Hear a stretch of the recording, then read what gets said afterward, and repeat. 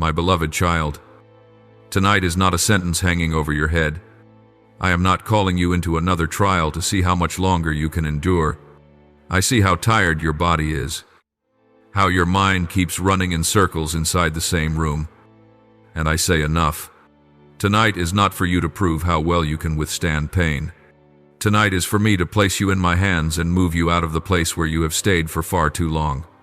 I know you are lying there under the dim glow of a night light, as if turning it off completely would allow the darkness to swallow you. I know you just turned the screen off and then on again. A reflex to find a human voice to drown out the sound of your own heart.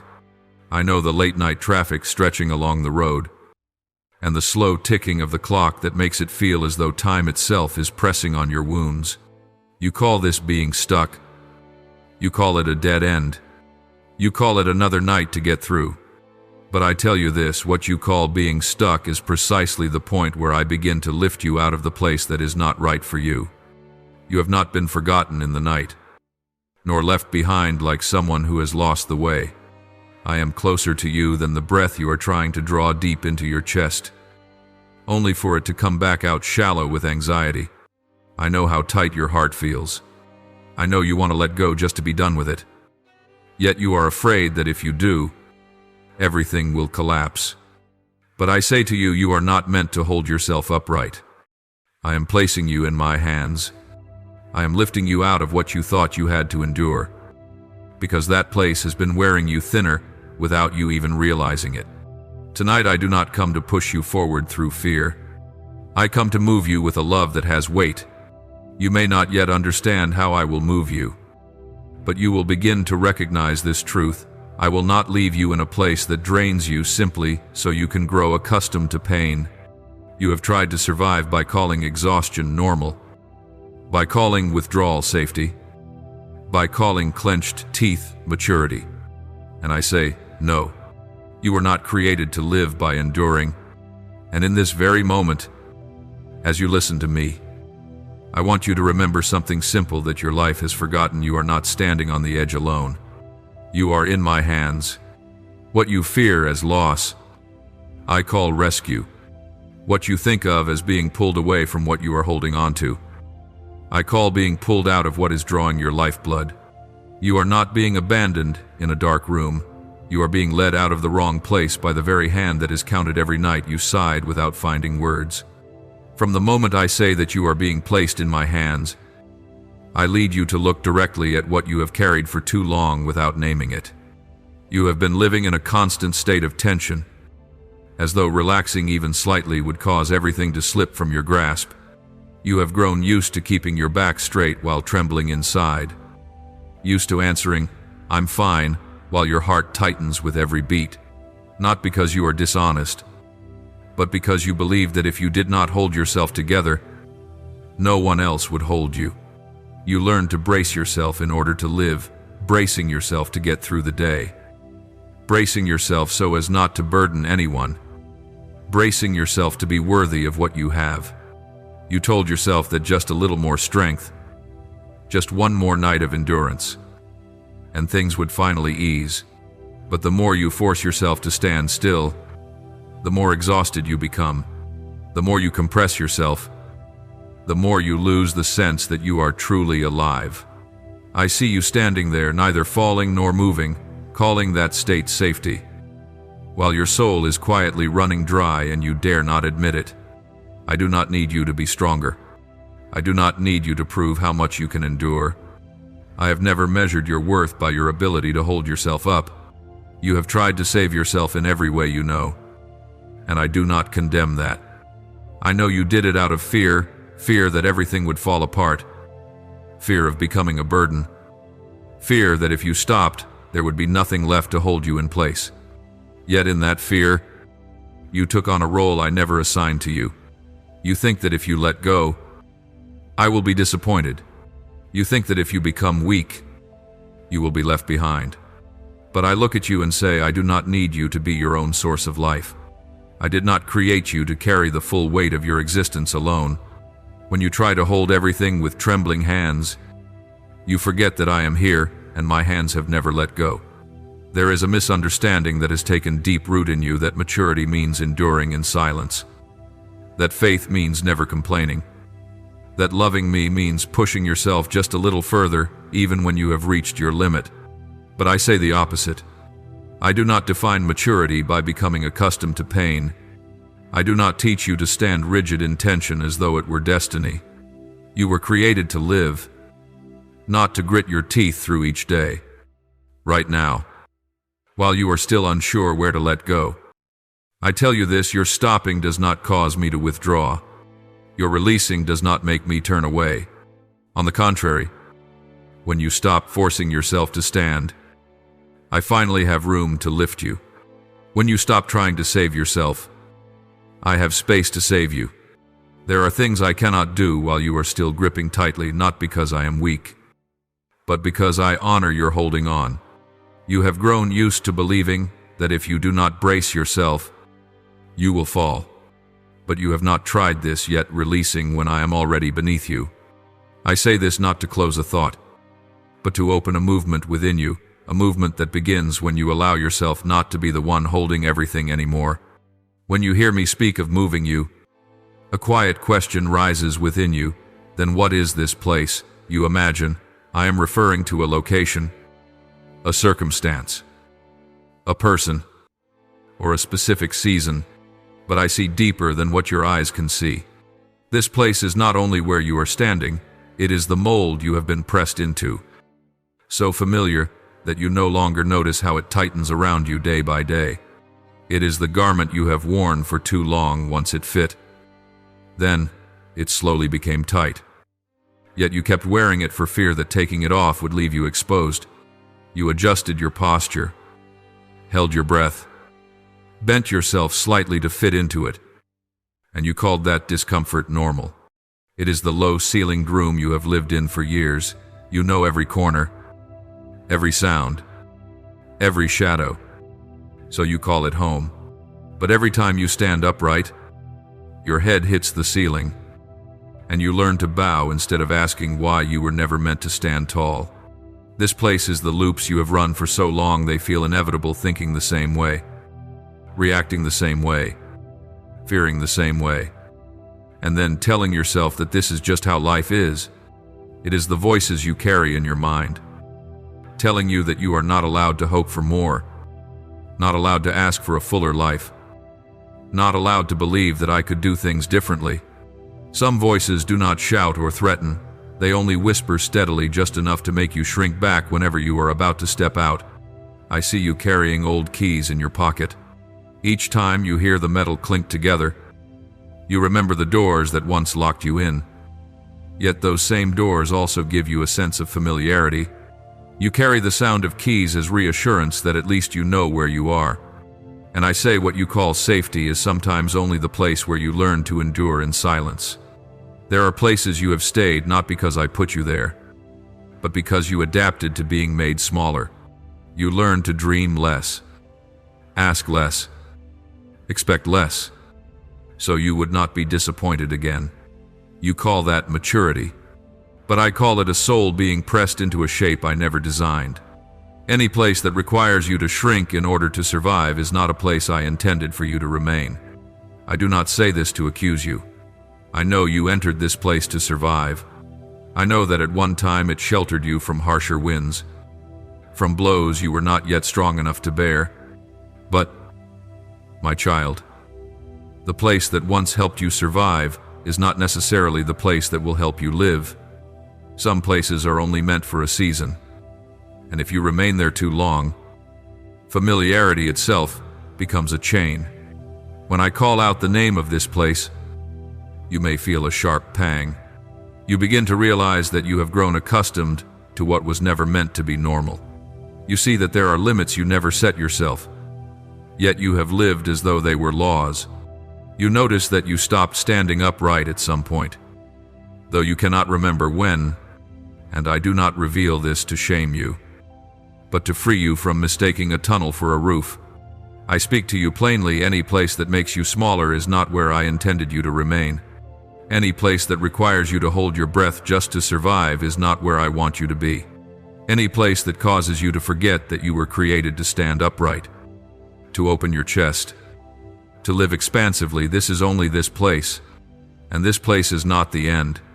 I am calling you to recognize it, not so that you must climb out by your own strength, but so that you will know I am placing my hand on the exact place that matters. When you clearly see what this place is, you will begin to understand why I say that tonight is not for you to endure, but for me to move you. When I touch this place and name it for you, a strong need to understand immediately rises within you. You want a clear route, a visible sequence of steps, some knowledge of what awaits you beyond the door. Your mind lines up its questions: when, where, what will happen, will it be safe? I do not reproach this, for human beings learn to live by seeing ahead. But tonight, I'm not leading you by a path you can map. I am leading you by a hand you can recognize. There are times when the light is sufficient for you to see every step, and I give you that. But there are also times when the light goes out, not because I have withdrawn, but because I want you to learn another way of walking. When your eyes can no longer see, your ears will open. When the map in your mind no longer works, your awareness of my presence will sharpen. You have grown used to relying on understanding to feel safe. But tonight, I am calling you to rely on being held. I know you want to ask why I do not explain everything in advance. You think that if you understood it all, you would be less afraid. But the truth is this: your fear does not come from a lack of information, it comes from your fear of being let go. I do not bring you into the dark to cause panic, but to help you realize this: you are not falling into emptiness, you are being held in a living hand. There are steps that, if you saw them beforehand, you would never dare to take. There are stretches that, if you fully understood them, you would try to control. So I conceal the route, not to hide from you, but to release you from the burden of having to understand everything. I do not lead you by diagrams. Diagrams place you at the center, forcing you to calculate, measure, and prepare contingencies. I lead you by presence, where I am at the center, and you are within me. When I say go, I do not require you to know the destination. I invite you to recognize that my hand is holding yours. When I stop, I do not need you to understand why. I need you to sense that I am still here, unchanged, unmoved, unlost. There is a moment within you, very small, yet unmistakably real, when you stop arguing and begin to listen. You no longer try to explain your life, nor do you resist the feeling of helplessness. You simply remain there, with a single question settling quietly within you: who is holding me? And when that question arises, the answer does not come in words, but in a softening within your chest. That is the moment you begin to follow me by trust rather than by control. I know that not understanding unsettles you. You are accustomed to measuring safety by predictability. But I say to you, true safety does not come from knowing what lies ahead. It comes from knowing whose hands you are in. There are nights when you cannot see the path, yet you will hear the rhythm of footsteps. There are stretches where you do not know where you are going, yet you will sense direction because the hand guiding you does not tremble. I do not need you to see the entire road. I need you close enough to feel each movement I make. When you walk this way, something unexpected happens. Helplessness no longer sends you into panic, it softens you. Silence no longer threatens, it becomes space in which you can hear. You stop contending with me through reasoning and begin to respond with gentle surrender. You realize that your lack of understanding does not mean that I do not know. Your inability to see does not mean that I am not leading. I do not ask whether you are intelligent enough to follow me. I ask whether you trust enough to place your hand in mine. Tonight, that question matters more than any map. And when you recognize this hand, the hand that shaped you from the beginning, that held you through seasons you thought would break you, you will see that you are being led, not into obscurity, but into a living movement that only my presence can open. When you sense my hand holding you, What often rises next is not peace, but the fear of loss. You fear that if I move you, you will be left empty, that what is familiar, though painful, is still safer than an unknown emptiness, that this change will take more from you than it gives back. I know this fear is real. It is not loud or dramatic, but it is deep and tightly bound. And it is there that I speak clearly to you. I do not move you to make you lose. I move you to save you. You have grown accustomed to believing that every time I touch something, you must let go of something important. You see departure before you see life. You feel the pain of being uprooted before you understand why I am doing it. But, my child, there are things clinging to you not to keep you alive, but to slowly drain the life from you. There are things you call yours that take more from you each day than they give. I cannot save you while leaving those things embedded deeply within you.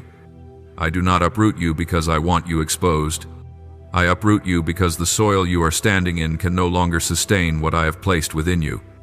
You think I am taking something away, but in truth I am removing what harms you. As with a thorn lodged in the skin, pulling it out always hurts, but leaving it in leads to infection. I am not one who delights in causing pain. I am one who will not let you die slowly, simply to spare you a moment of sharpness. You have learned to measure safety by how much you can still hold on to this role, that relationship, this habit, that position. But I look differently. I look at your breath growing shallow. I look at the light in your eyes dimming. I look at your soul running dry, even while your hands remain full. And I say, if I do not move you, you may not lose everything at once, but you will fade without realizing it. There are attachments you believe to be roots, but they are only coils. They do not nourish you, they merely restrain you. You have grown so accustomed to their pull that you mistake it for stability. Yet each night as you lie down, you know something is draining you, stealing your joy, shrinking you. I do not wait until you are completely exhausted before I act. I do not wait until you break before I lift you. I move you while you are still alive, so that you can still breathe. I know the feeling of being taken from is very real. It makes you tremble, doubt, and wonder whether I have gone too far. But I have never moved you without bringing myself with you.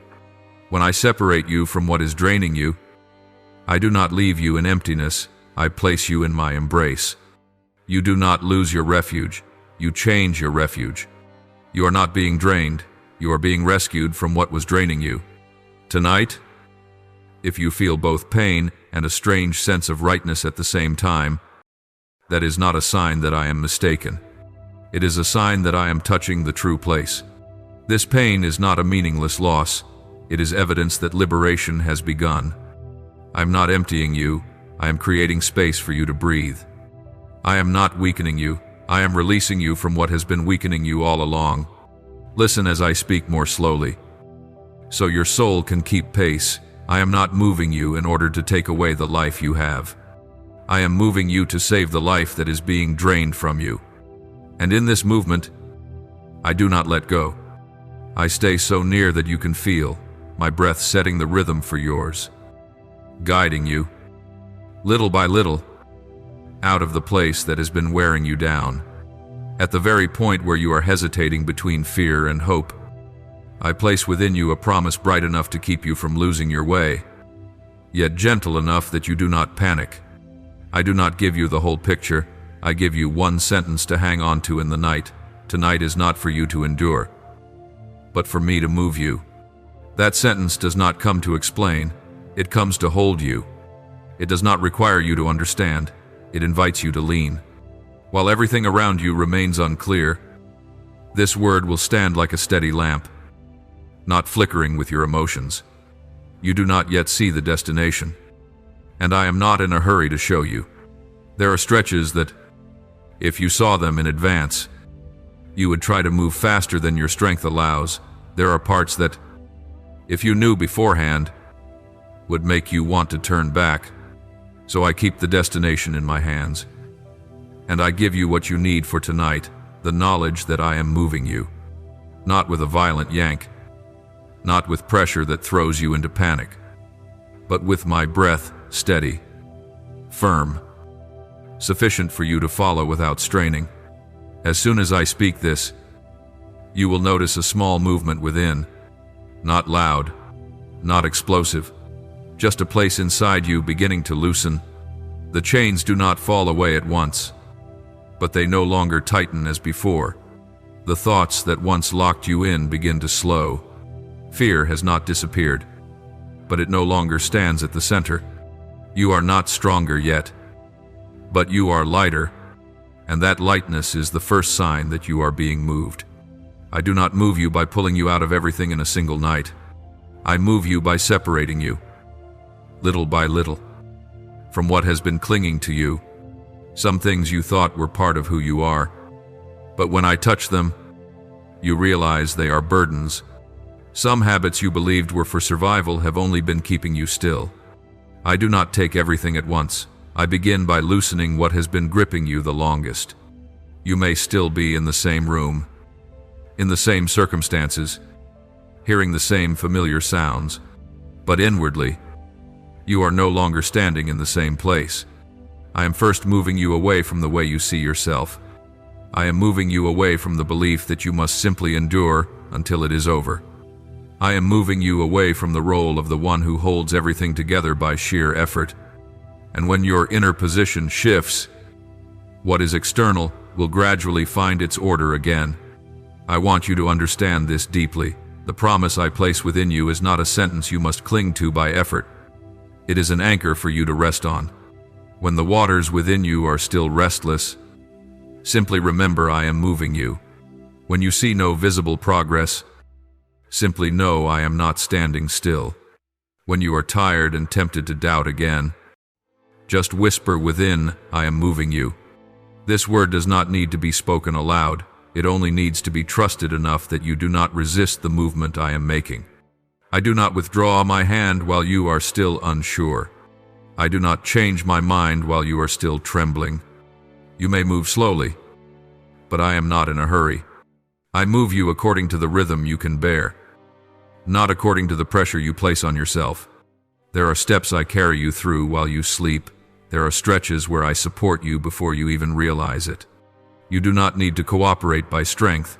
You only need not to resist by fear. Tonight, this promise is your first point of support, not the destination, but the direction, not the answer, but the presence. I do not tell you that everything will be easy. I tell you that you will not remain in the place that has been killing you slowly.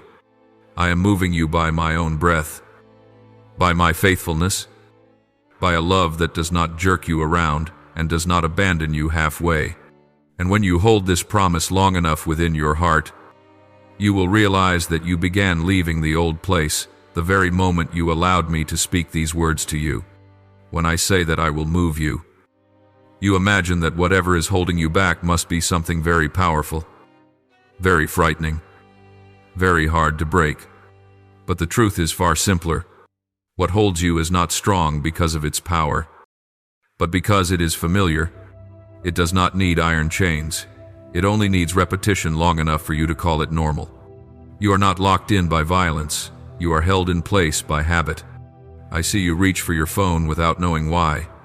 I see you open one app, close it, then open another, just to have noise in your ears, not because you need information, but because you cannot bear the silence.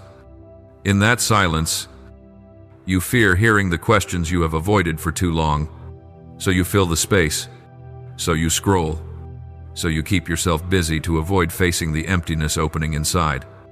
The old thing does not strike you. It only whispers, "Stay here, it's familiar." It does not threaten you. It merely reminds you that, at least here, you know where you are. And it is that familiarity that makes you afraid to step forward. Not because leaving will hurt more, but because leaving requires you to trust me instead of what you can predict. Freedom is not frightening because it is dangerous. Freedom is frightening because it forces you to let go of what you can control. You have grown so accustomed to the old rhythm that when I open a space, You become restless. You cannot stand still. You feel divided. One part of you longs to leave, while another wants to return simply because it is familiar. You call this feeling anxiety. But I call it a sign that you are standing at a threshold. The old thing is losing its grip. Yet it still pulls with the memory of a false stability it once promised. I want you to look straight at this. Familiar does not mean safe. Some things do not kill you outright, but they make you smaller little by little.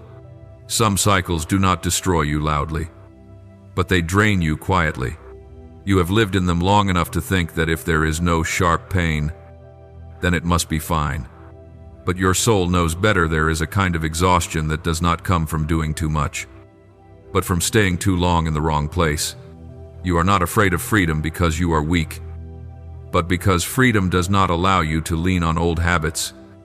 When I call you out, you do not only lose a place to stand, you lose a familiar system for defining yourself. You no longer know how to react, how to think, what to rely on. And in that moment, you feel exposed. That exposure makes you want to return, even though that place is draining you dry.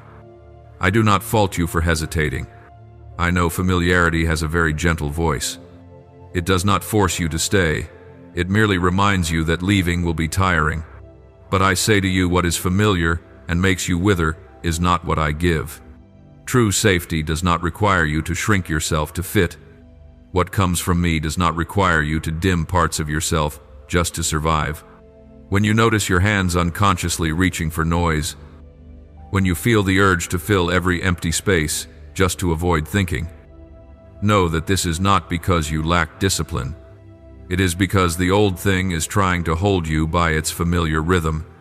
And it is precisely there that I am doing something very quiet. I am letting you see that familiarity is no longer enough to keep you.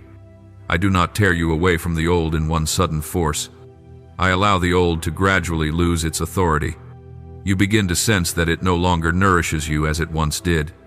You begin to realize that you are still there, yet you no longer belong there. The restlessness you are feeling is not a sign that you are wrong. It is a sign that you are leaving. And I say this to you so you do not confuse the two. Do not call what is familiar safe. True safety does not require you to hide from yourself. I am not in a hurry to pull you away immediately. I am allowing you to feel how weak that grip truly is once the light begins to touch it.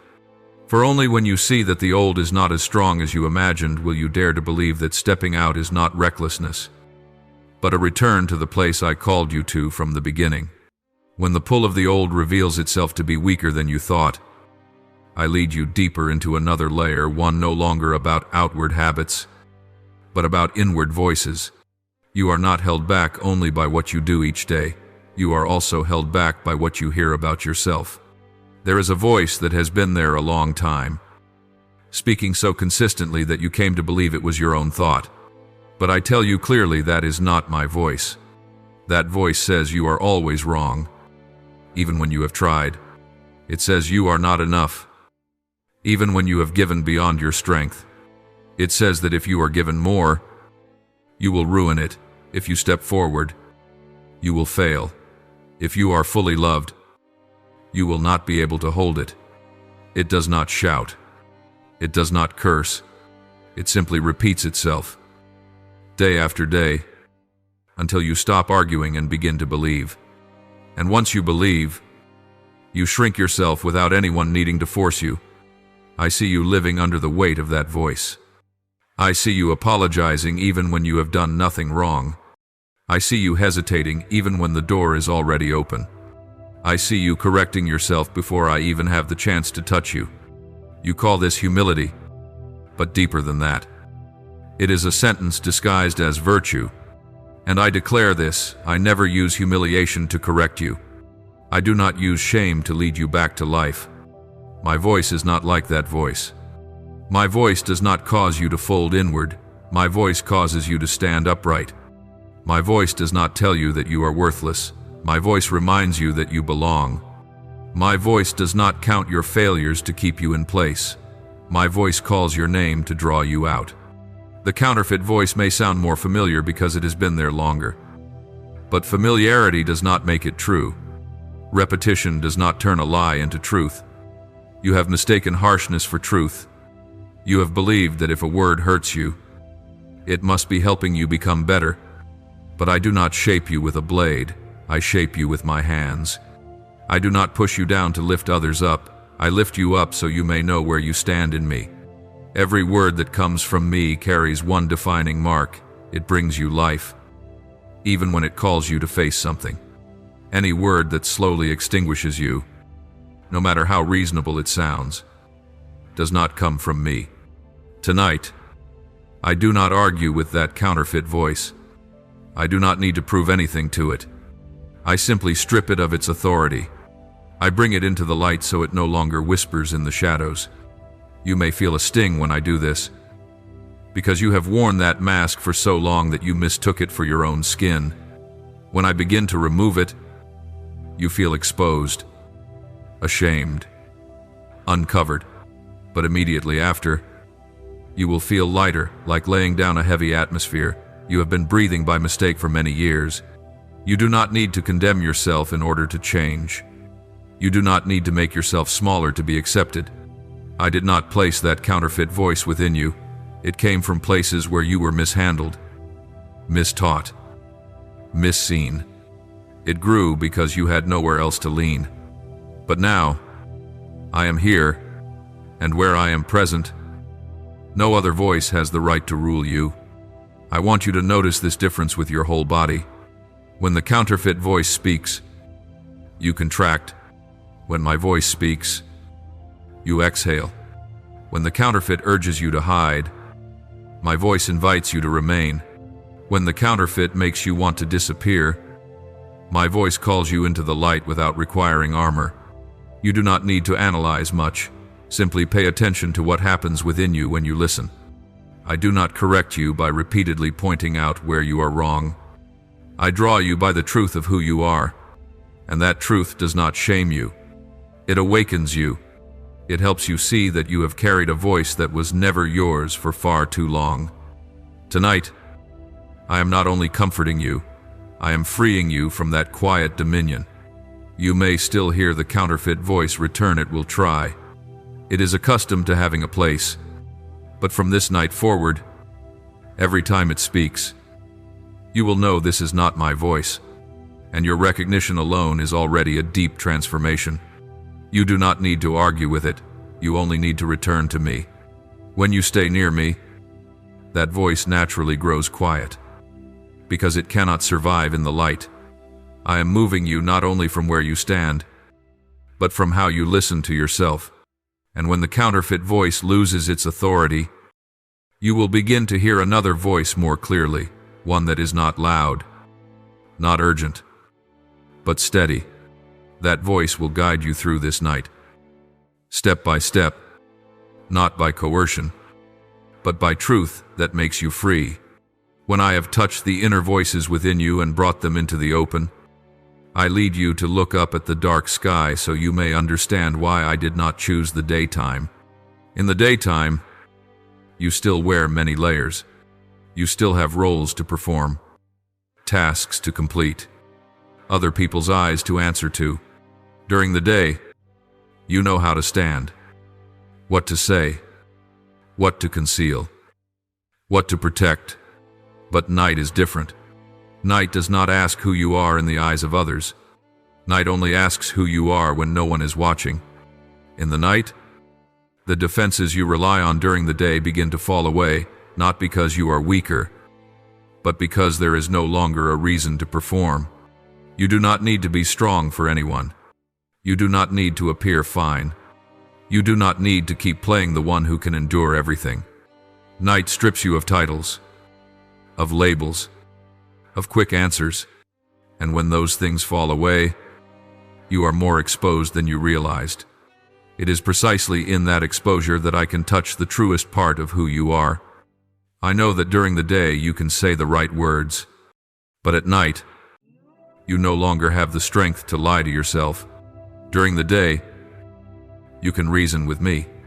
At night, every argument grows weary. During the day, you can name problems with your mind. At night, your body speaks first. Your soul sighs first. Your tears arrive before words. I do not choose the night to frighten you. I choose the night because the night makes you real. When the light withdraws like a receding tide, the noise withdraws with it. The sounds that covered your heart during the day begin to quiet, not completely, but enough for you to hear your own breathing. In that stillness, you can no longer escape the feeling of emptiness.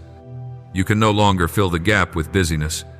And it is precisely when you are no longer defending yourself that I place my hand exactly where it belongs.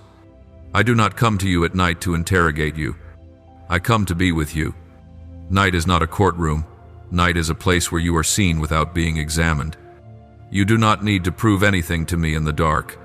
I have already seen you during the day. I know how strong you are, how much you can endure. But I want to meet you not in the role of the one who holds it together, but in the form of who you truly are when you are tired.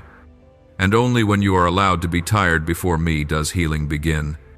You may feel afraid when I say that night strips you of your roles, because those roles once protected you, but they also hid you from yourself. I do not strip you to leave you exposed and abandoned. I strip you so you no longer have to hold yourself together with things that are not you. In the night, when you are vulnerable, I do not turn away. I remain. And my staying with you in your weakness is precisely what makes the night a place of safety. I speak the night is where I lead you out of self-defense. Not so that you have nothing to cover you, but so that you no longer need to cover yourself. Not to expose you before the world, but to let you rest within my presence. You have learned to use the day to survive. I use the night to let you live truthfully. And from that truth, only then can I move you without breaking you. If you feel both afraid and deeply seen, it is because I am very near. Night makes you weaker in your own eyes, yet stronger in me. By day, you walk by your own strength. By night, you are carried. I choose the night because I do not only want you to keep going, I want you to be borne across. In the night, when you no longer have the strength to maintain an image of yourself, I touch a misunderstanding that has lingered within you for a very long time. You have endured for so long that you began to call that endurance faith. You thought that as long as you were still standing, still not quitting, still not complaining, I must surely be pleased. You measured faithfulness by the number of days you clenched your teeth and pressed on. You called silence in the face of pain maturity. But I say this to you plainly, not all endurance is faith.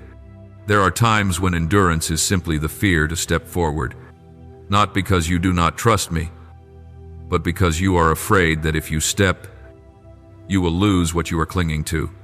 You have grown accustomed to remaining in a familiar pain, because at least it has boundaries. You know how much it will hurt each day, how tired you will be, how much will be lacking. Stepping out, you do not know, and you have mistaken that staying for loyalty.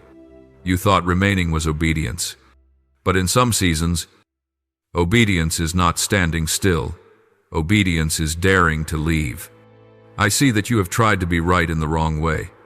You have used endurance in place of trust. You have used discipline to conceal fear. You have used responsibility to postpone a step you know is necessary. You told yourself, "It is not time yet. I must try a little longer. Let this season pass first." But that season has lasted too long, and you have grown so tired that you have forgotten what you are living for. Hear me speak directly. Without circling, I do not call you to slowly die. I do not call you to remain where each day drains more life from you and then call it holiness. I do not need you to prove faith by emptying yourself. I am not glorified when you fade. I am glorified when you live. There is a sentence I want to set down between you and all that you have called right no. Not that I need you to endure more. Not that I want you to grow accustomed to pain. Not that I call you to shrink back. Enough. Enough of clenching your teeth. Enough of persuading yourself that this is the only path. Enough of confusing exhaustion with faithfulness. True faith is not always comfortable. At times, faith requires you to stand when you have grown used to sitting. At times, faith compels you to leave a place where you have invested many years simply to keep a sense of control. True faith is not the ability to endure pain for a long time. True faith is daring to trust me more than what you have grown accustomed to. And sometimes, trusting me means letting go of what you have learned to endure. I know you fear that if you step out, you will be called weak, lacking perseverance, insufficiently resilient. But I do not measure you by the standards of those who see only the surface. I see the rhythm of your heart that has run too long. I see the shoulders that have borne what was never yours. I see a soul that has been asking to rest, and you did not allow it. And I say this faith is not continuing to carry when I have said, put it down. You have been in a posture of endurance for so long that when I say, go, you feel afraid. Afraid that leaving betrays what you have endured. Afraid that leaving negates the effort you have invested. But I do not erase what you have walked through. I do not despise the years you clenched your teeth. I am only saying that what you endured was not meant to keep you there. It is proof that you survived, not a reason to remain in a place that wears you down. When I call you to live again, I am not speaking of a surge of excitement. I am speaking of a deep movement, where you stop confusing endurance with trust. To live again is to allow yourself to follow me even when you do not yet have strength. To live again is to dare to believe that leaving is not failure, but response. To live again is to stop using pain as the measure of your worth before me. You do not need to endure more to be worthy. You are already enough. You do not need to prove yourself by scars. I have seen everything. Tonight, when I say this, I am not ending your journey. I am correcting its direction. I remove from you the burden of enduring to the end, so that you may enter another kind of trust that knows how to leave when I say, leave. And if within you there is an uncomfortable awakening, if you realize that you have tried to be right in the wrong way, that is not condemnation. It is light. Light does not come to shame you. Light comes so that you no longer have to live in confusion. I do not call you to endure another night. I call you to live again. And from here, you will have to learn something new. Trusting me is not staying still, but stepping forward even when that step makes you tremble. When I speak to you about leaving, I do not speak in vague words. I lead you to look directly at what you have avoided the cost of staying, not to condemn you for having stayed, but so that you stop deceiving yourself that staying costs nothing. You have already paid a price. You paid it gradually, so you grew accustomed to the loss. If you stay, you will continue to pay with your peace. You will grow used to your heart racing without cause, as if something is always about to happen even while the room remains still. You will grow used to a mind that refuses to rest, even when your body lies down. You will grow used to waking at night not from nightmares, but because your heart no longer has a place to be at ease. You call this normal stress, but I see it as your soul being worn thin. If you stay, you will pay with your strength, not by one great collapse, but by prolonged fatigue. You sleep, but do not recover. You eat, but find no pleasure. You work without the sense that you are truly living in what you do. You tell yourself it is age, circumstances, responsibility. But I know clearly these are signs that you have remained too long in a place that no longer nourishes you. If you stay, you will pay with your faith. Not that you lose faith all at once, but that expectation slowly erodes. You still pray, but with less hope. You still listen to me, but no longer expect me to do something new. You begin to lower expectations to avoid disappointment. You call this wisdom, but beneath it lies faith worn down by being in the wrong place for too long. If you stay, you will pay with your dignity. You begin to accept what you once knew was not true to who you are.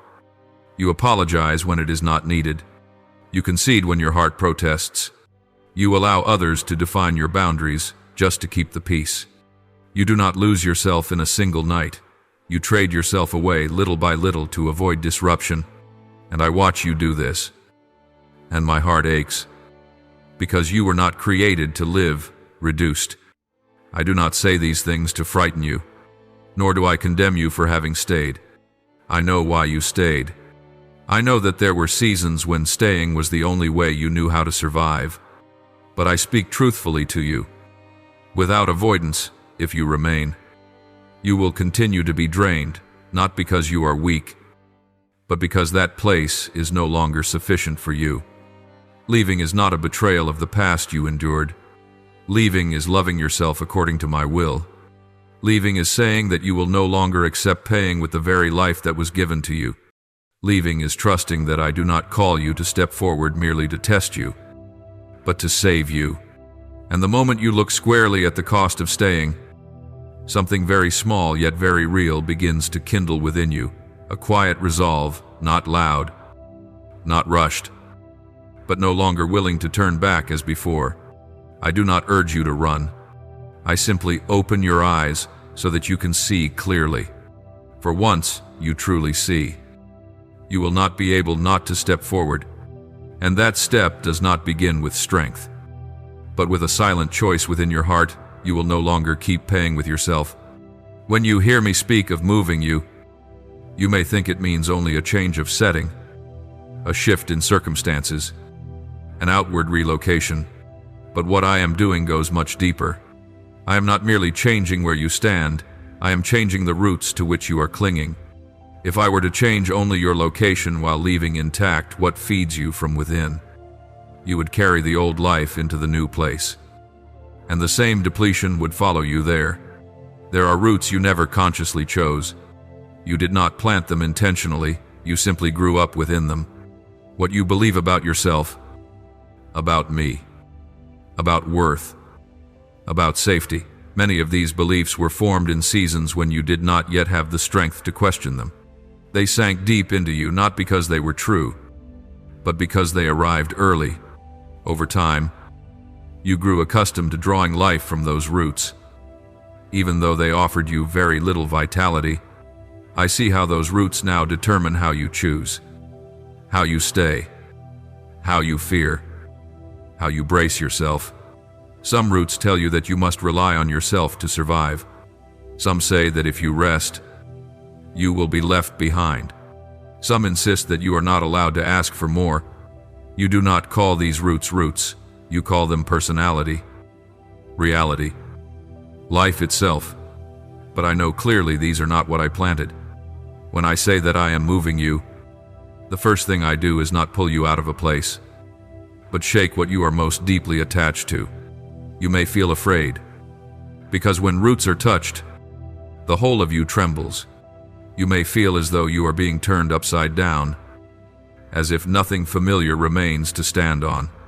But, my child, it is precisely because the old roots no longer nourish you that this work must be done. I cannot plant what is new in soil already occupied by old roots.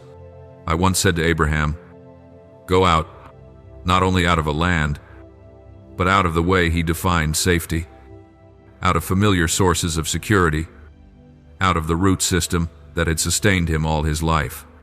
When he stepped forward, he did not merely change where he slept, he changed his source of life. And it was there that I was able to make him into what he had never imagined. I uproot not because I delight in emptiness, but because I intend to replant. I do not leave you exposed, roots bare in midair. I hold you in my hands as I do this work. There will be moments of pain, because the old roots ran deep. There will be moments of confusion, because you are no longer drawing life from what is familiar. But this is a season of transition, not loss. I am placing new roots within you, trust in place of control, presence in place of strain, living in place of mere endurance. These roots do not grow quickly. They sink in slowly, but they carry true life. They do not make you strong in a loud way. They make you steady in a way that no longer requires proof. And when the roots change, everything else will follow the way you choose, the way you rest, the way you walk. You may not yet see the new garden. You may not yet see flowers, but I am working beneath the surface, where your eyes cannot see.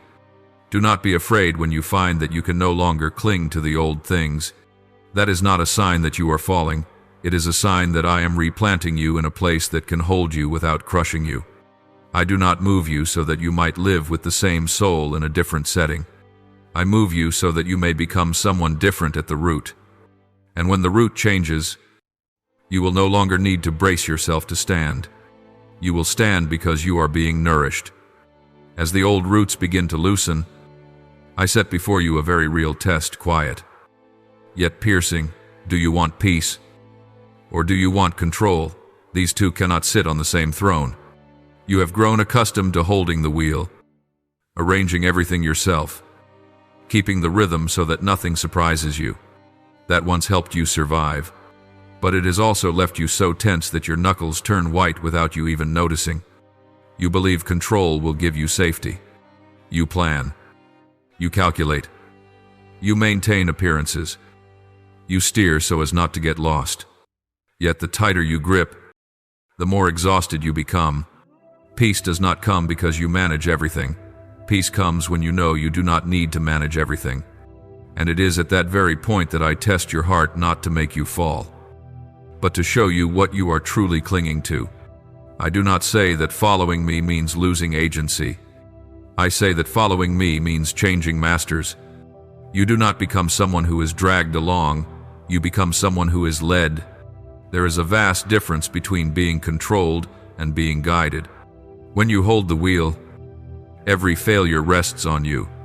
When you place your hand in mine, the ultimate responsibility no longer weighs on your shoulders. You do not lose dignity, you exchange sources of security. There will be moments when you stiffen. Your heart will resist, not because you do not trust me, but because you fear losing the habit of self-direction. You fear that if you open your hand, everything will fall into disorder. You fear that if you do not drive, you will fall behind. But I am not inviting you into chaos. I am inviting you into a deeper order, an order that does not come from your schedule, but from my presence. Look at your hands right now. Are you gripping until they are white? Or are they open enough to be led? Gripping gives you a sense of power, but it does not give you rest. Opening your hands makes you tremble, but it gives you peace. Peace is not the absence of decisions. Peace is knowing who is deciding with you. Peace is not having everything within reach. Peace is knowing whose hands you are in. I will not pull you by force. I will not wrench the wheel from you. I stand beside you, close enough for you to hear, patient enough to wait. I invite you, as a father, to lower your hands, one finger at a time, without haste. There are turns that, if you drive them yourself, will exhaust you. There are stretches that, if you allow me to lead, you will pass through without breaking. This test will return each time you feel the urge to control in order to feel less afraid. I will ask again without accusation, do you want peace? Or do you want control? And each time you choose peace, even through a small decision, you will notice something shift within you, your chest loosening, your breath deepening, your heartbeat slowing. This is not coincidence. It is a sign that you are stepping into my rhythm. You do not need to answer this question with grand words. You answer it by opening your hands. Each time you choose trust over grip, I will be there to lead. And in that leading, you will discover this truth. Peace does not take away your power. It restores the freedom that control quietly stole from you. When you begin to loosen your grip on control, I do something that unsettles you. I slow things down. Not because I want to hinder you, but because I know that speed has been helping you hide. You stay busy so you do not have to feel. You stay loud so you do not have to hear.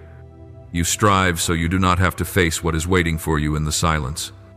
And I say this: if I do not slow you down, you will run past your own soul without ever meeting it.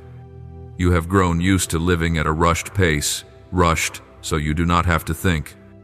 Rushed, so you do not have to stop. Rushed, so you do not have to ask where you are going or why. When I slow things down, you feel restless. Your hands do not know where to rest. Your eyes search for something to do. You reach for your phone, put it down, then pick it up again, as though one notification might be enough to save you from the emptiness opening before you. But I no longer allow noise to rescue you. I allow truth to speak. When the outer rhythm slows, the inner rhythm begins to surface. Feelings you have pushed down rise up: fatigue, sadness, anger, emptiness, regret. You are not used to looking at them directly. You learn to outrun them with productivity, with responsibility, with always being fine. But tonight, I do not let you keep running. I make you stop, not to confine you, but to release you. I know you hate this feeling. You feel useless when you are not busy. You feel fragile when you have nothing to cling to.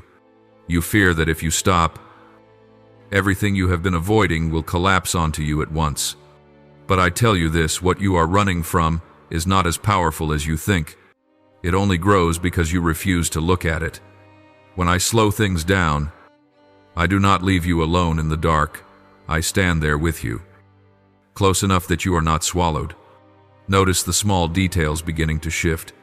With notifications silenced, the room feels larger. Silence stretches time, yet makes it more real. You begin to hear your own breathing. You realize how tense you have been living. The things you once called normal reveal themselves as ways you avoided feeling. And in the moment when you no longer have anything to hide behind, you begin to meet yourself again. I do not slow things down to punish you. I slow things down to save you from yourself, from the habit of running whenever truth draws near. There are things that, if you do not stop, will follow you everywhere. Even if you change places, I do not want you to carry the same avoidance into the next place. So I keep you here long enough for you to see what you have been running from. And when you begin to look, you will notice something unexpected. What you avoid is not always great pain. Often, it is small sadness, honest exhaustion, or the simple question, am I living, or merely enduring? These questions do not destroy you, they lead you home. But only when you are willing to stand still do they have space to be heard. Tonight, this slowness is not stagnation. It is space for you to stop performing. Space where you do not have to run just to get through. Space for me to touch what you have neglected for far too long. And when you stop running, you will see that what you feared facing does not have the power to kill you. It only waits to be seen so it can be healed. I slow things down not to keep you here forever. I slow them down so you do not carry the shadow of escape into the next season. When you dare to stand still long enough, you will no longer need to run. And only then are you truly ready to be moved. When you remain long enough in the slow rhythm I set, I give you a sign so you stop condemning yourself. Your exhaustion is not meaningless. It is not proof that you are weak, nor a sign of my disappointment. That weariness is a signal, a quiet cry from your soul that it is time to change seasons. You are not empty because you are broken. You are empty because you have been pouring yourself out for too long into places that cannot hold life. You have learned to treat exhaustion as an enemy, to fight it, suppress it, hide it, and then blame yourself when it returns. But I see it differently. I see fatigue as a blinking red light, not to frighten you, but to tell you to stop. Some vessels crack not because they are useless, but because they have been poured into the wrong places for too long.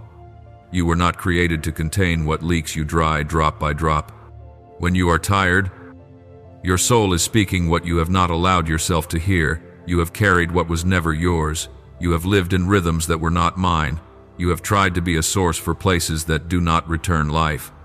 I do not come to scold you for being weary. I come to name it, so you will stop feeling ashamed of the very sign I am using to lead you home.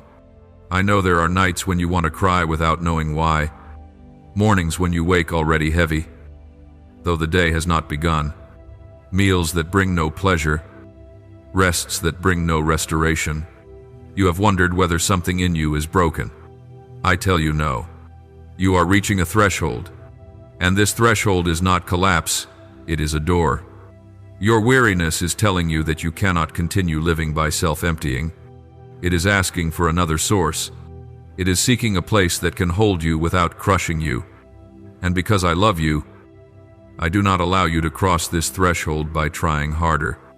I let you feel it, so you do not wander deeper into self-depletion. Let weariness do its proper work. Do not turn it into an enemy. Let it be a messenger. It does not come to end you. It comes to end a way of living. When you stop accusing yourself, you will hear within your exhaustion a gentle invitation. Stop pouring into the wrong places. Stop proving yourself. Stop straining. That invitation is quiet, but it endures. I am preparing you for a place that can hold you fully, a place where you do not have to shrink to fit, a rhythm you do not have to force yourself to keep. Weariness is the sign that I am moving you from an old source to a new one. It hurts because movement always hurts, but it is right because life is finding its way. If right now you feel seen, named, and moved to tears by a sense of relief, it is because I am very near. I do not use weariness to make you collapse. I use it to stop you at the right moment before you continue pouring yourself into places that cannot hold you. And when you receive this sign as grace rather than as a verdict, you will begin to enter the rest I have prepared, where you no longer have to empty yourself. When I move you, some doors will close, and I know that will make you weep, not because you are weak, but because you stood for a long time before those doors, pleading with hope, with effort, with prayers you no longer remember how many times you repeated. So when I close them, your heart drops, as though what you were waiting for has been taken from you. But I tell you a truth you cannot yet fully see. I close some doors because I see that what lies beyond them is the loss of you. There are paths that, if opened, would require you to pay with yourself. I see what you cannot see, the gradual shrinking, the quiet draining, the disappearance of your true self behind what is called opportunity. So I close them not because I reject you, but because I protect you. A closed door is not a sign that I have turned away. It is a sign that I am standing in front of you. I have opened what no one can shut, and I have shut what no one can open. Revelation 3:7. You will feel regret. You will feel the ache of loss. You will feel a quiet irritation and wonder why so many prayers ended with a closed door. You may want to turn back. Place your hand on it once more, hoping that if you knock long enough, I will change my mind. But, my child, do not return to knock on the doors I have locked, not because I am cold, but because what lies behind them is something I have decided must not reach you. I did not move you away from the old place so that you would return to ask again for what once drained you dry. Let yourself weep if you need to. I am not afraid of your tears. Tears do not make me withdraw my protection. They only show that you are being real. I am there with you as you grieve what never came to be, as you mourn the futures you once imagined. Yet even as you are crying, I am shielding you from losses you would not have had the strength to carry. There will come a time, not now, when you will look back and see clearly if that door had not closed, you would not have remained whole. Then the regret will quiet, and you will understand that I did not take away what was good. I blocked what would have taken you away from yourself, and you will move forward with a quiet assurance. Because you will know this, the hand that closed the door is the same hand that is moving you onward. And I speak one sentence not to teach, not to analyze, but to pierce straight through the fear tightening your chest. Do not fear, for I am with you. Isaiah 4:110. That sentence does not make everything disappear, but it changes where you stand. You are no longer alone in the night. You are no longer walking by your own strength. Fear is still there, but it no longer rules. It steps aside when you realize I am here, not that I will come, not that I once was, but that I am. In that moment, you are not taken out of the night. You are held in the middle of it, and right there, you stop bracing yourself. Your shoulders drop. Your breathing deepens. Not because everything has become safe, but because you are no longer alone. This is not a promise for the future. It is presence for the present, not to make you fearless, but so that you do not fear alone. And when I am with you, what is being moved is not only your circumstances, but the position of your soul from self-support to being held. You do not need to walk faster. You do not need to walk better. You only need to walk with me. And in that moment, you know clearly tonight is no longer a night of endurance. Tonight is the night I am with you, and that is enough. After I move you, the first thing you notice is not that everything outside has changed, but that you feel unfamiliar to yourself. Old reflexes no longer trigger as quickly as before. You respond more slowly, answer more quietly, and sometimes you are surprised by the gentleness rising within you. You are no longer tense in self-defense, no longer guessing how you must stand to be acceptable. That unfamiliarity is not the loss of who you are. It is the first time you are meeting yourself without pressure. I do not give you a louder life. I give you a new rhythm, small, steady, real. Things you once dismissed as insignificant begin to carry the weight of life, an unhurried morning, a meal you truly taste, sleep that is no longer escape but rest.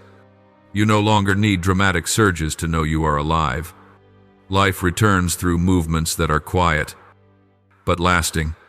Within this new rhythm, I touch a deeply ingrained reflex, the reflex to go back. Whenever you felt empty, you used to return to what was familiar. Whenever you felt afraid, you reached again for what was old, even though it drained you. But now, when the impulse to return begins to surface, it no longer pulls you as it once did, not because you are stronger, but because I have changed your inner direction. You realize that going back no longer gives you a sense of safety, it only gives you repetition. I do not ask you to prove anything after you have been moved. You do not need to show anyone that you have changed. You do not need to rush to produce results to justify the journey. I call you to something far simpler: to abide. Abide in my presence. Abide in the rhythm I have set. Abide in a peace that needs no explanation. When you remain long enough, life will do its own work. Now, my child, I am not calling you to do something great. I am not pushing you to move quickly. I am not placing a new burden on your shoulders. I am inviting you to do one very small, very real thing: stay. Stay in the rhythm I have just given. Stay in the breath that is no longer hurried. Stay in the presence that is holding you without requiring you to understand it all. If you wish to respond to me, do not look for loud actions. Simply, when you feel yourself about to return to old ways, pause for a single beat. When you feel yourself beginning to brace, breathe out. When you feel the urge to prove yourself, remember you are already being held.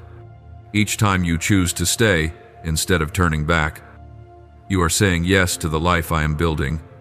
I do not need you to promise me the distant future.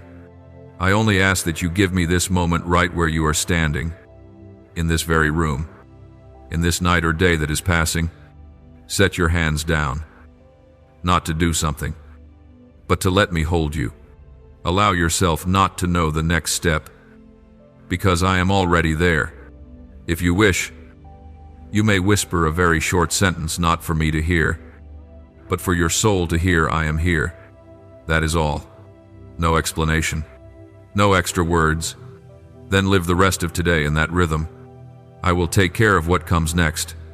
I did not move you so that you would have to run. I moved you so that you would have a place to abide. And if you remain with me in these small things, you will realize this: you do not need to look back to know that you have been saved. You only need to stay, and I will do the rest. May the word of the Lord continually remind you to live in His faith and love each day. Please follow and turn on notifications so you do not miss the sacred and meaningful messages the Lord desires to share. May God bless you. Amen.